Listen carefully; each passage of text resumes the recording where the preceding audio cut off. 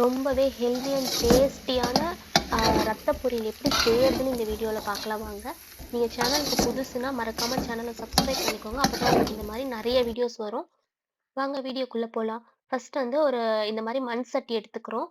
அதில் வந்து நம்ம யூஸ்வலாக வைக்கோல் வைப்போம். வைக்கோல் இருக்கு இல்லையா, அது வைப்போம். அது கிடைக்காதனால நம்ம வாழை மரத்தில் காஞ்ச இலை இருக்கும் இல்லையா, அதை வந்து பேஸில் வந்து வச்சுட்டு அதுக்கு மேலே ரத்த பொரியல் வச்சுக்கிறோம். நம்ம இதில் வந்து ஒரு 1/2 டம்ளர் அளவுக்கு மட்டும் தண்ணி வச்சுக்கலாம் இது வேகறதுக்காக. ஸோ இதை வந்து ஒரு தட்டு போட்டு மூடி ஒரு 15 to 20 மினிட்ஸ் இதை வந்து வேக வைப்போம். ஸோ வெந்ததுக்கப்புறம் இப்படி தான் இருக்கும். இது நல்லா சூடு ஆறுற வரைக்கும் நம்ம அதை அப்படியே விட்டுடணும். ஸோ இந்த டைமில் ஒரு கடாயை வச்சு அந்த கடாய் நல்லா சூடானதும் நம்ம அதில் எண்ணெய் சேர்த்து, எண்ணெய் நல்லா சூடாகிற டைமில் ஒரு ஸ்பூன் அளவுக்கு கடுகு நல்லா பொரிஞ்சு வர டைமில் உளுத்தம் பருப்பும் சேர்த்துக்கிறோம். ஸோ உளுத்தம் பருப்பு பொன்னிறமாக வர டைமில் ஒரு ஸ்பூன் அளவுக்கு சோம்பு சேர்த்துக்கிறோம். தென் இதில் பிரியாணி இலை இருக்கும் இல்லையா, அது மட்டும் சேர்த்துக்கிறோம். இது நல்லா பொன்னிறமாக வர அளவுக்கு பொரியணும். இந்த டைமில் இஞ்சி வந்து சின்ன சின்னதாக கட் பண்ணி வச்சுருப்போம். ஸோ இஞ்சி வந்து இதில் நிறையவே சேர்த்துக்கிறோம். தென் பூண்டுமே இதில் நிறைய சேர்ப்போம். எதுக்காகன்னா ஆக்சுவலாக இந்த ரத்த பொரியல் வந்து நமக்கு பாடிக்கு ரொம்பவே ஹீட் தரும் அண்ட் கேஸ் ப்ராப்ளமும் தரும். ஸோ இதை அவாய்ட் பண்ணுறதுக்காக இதில் இஞ்சி பூண்டு சேர்த்துக்கிறோம். பட் அதை தாண்டி இதில் நிறைய ஹெல்த் பெனிஃபிட் இருக்குது ரத்த பொரியலில். ஹீமோக்ளோபின் ப்ராப்ளம் இருக்கவங்க இது ரொம்பவே ஹெல்ப் பண்ணும். ஸோ நம்ம மந்த்லி 2 டைமாவது இந்த ரத்த பொரியலை சாப்பிட்றது ரொம்பவே நல்லது நம்மளோட பாடி கண்டிஷன். ஸோ பூண்டு வந்து நிறைய சேர்த்துக்கிறோம். அது கூடவே 2 பச்சை மிளகாய் கட் பண்ணி வச்சுருக்கோம், அதையும் இதில் சேர்த்துக்கிறோம். இது எல்லாமே எண்ணெயில் நல்லா வதங்கணும். தென் அது கூடவே கருவேப்பிலையும் சேர்த்துக்கணும்.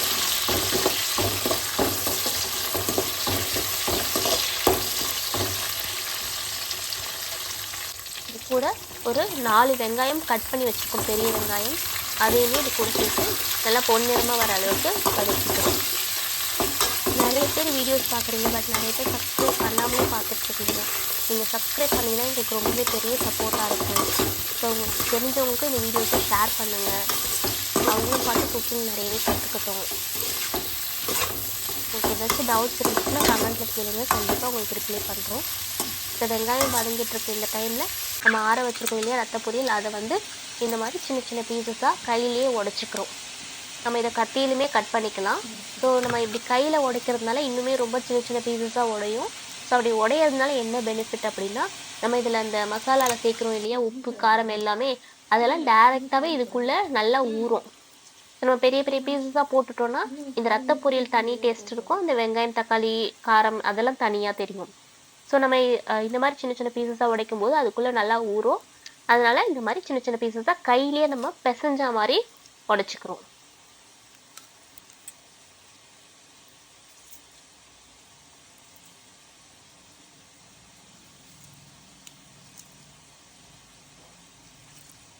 ஒரு டேஸ்ட்டுமே இல்லை, அதில் போட்டதுக்கப்புறம் தான் டேஸ்ட் வருது.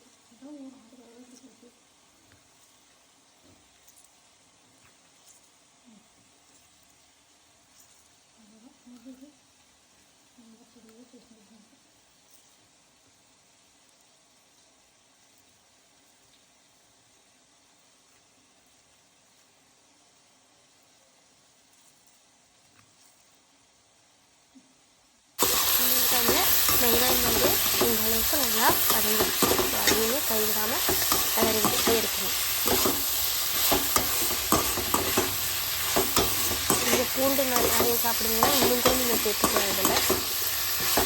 இதுக்கப்புறம் இதில் 1 ஸ்பூன் அளவுக்கு மஞ்சள் தூள் ஆட் பண்ணிக்கிறோம்.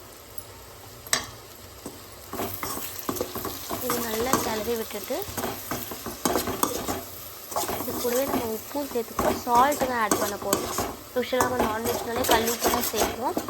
கல் உப்பு சேர்த்துனா இதில் கரையிறதுக்கு கொஞ்சம் கஷ்டம் இல்லையா, ஸோ அதனால் சால்ட் இதில் 1 ஸ்பூன் அளவுக்கு சேர்த்துக்கிறோம். தென் அது கூடவே மிளகு பொடியும் சேர்த்துக்கிறோம். மிளகு பொடி தான் நம்ம பச்சை மிளகாவை தவிர மிளகாத்தூள் ஆட் பண்ண போகிறதில்ல. காரத்துக்கு ஃபுல் அண்ட் ஃபுல் பெப்பர் தான் ஆட் பண்ணுறோம். ஸோ பெப்பர் உங்களுக்கு வேணும்னா காரத்துக்கு ஏற்றப்போ இன்னும் கூட நீங்கள் ஜாஸ்தி ஆட் பண்ணிக்கலாம். அது கூடவே கொஞ்சமாக கொத்தமல்லி சேர்த்து நல்லா கிளறி விட்டுக்கிறோம். முன்னாடியே சொல்லியிருந்தோம் இல்லையா, அந்த சால்ட் வந்து இப்போ தான் நம்ம ஆட் பண்ணுறோம். நல்லா அடிப்பிடிக்காமல் கலரி விட்டுட்டே இருக்கணும். இந்த ஸ்டேஜில் நம்ம மிக்ஸ் பண்ணி அதை பிசைஞ்சு வச்சுருக்கோம் இல்லையா, உடச்சி வச்சுருக்கோம் இல்லையா ரத்தம், அதை வந்து இது கூட சேர்த்துக்கலாம்.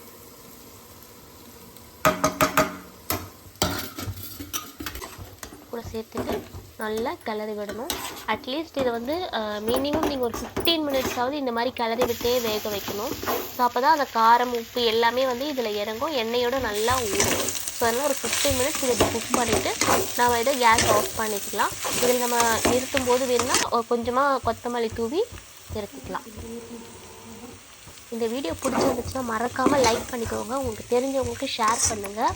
ஸோ எப்படி இருந்துச்சுன்னு மறக்காமல் கமெண்ட் பண்ணுங்கள். ஸோ ஹெல்த்தியான சமையலுக்கு சேனலை சப்ஸ்கிரைப் பண்ணிக்கோங்க. தேங்க்யூ ஃபார் வாட்சிங்.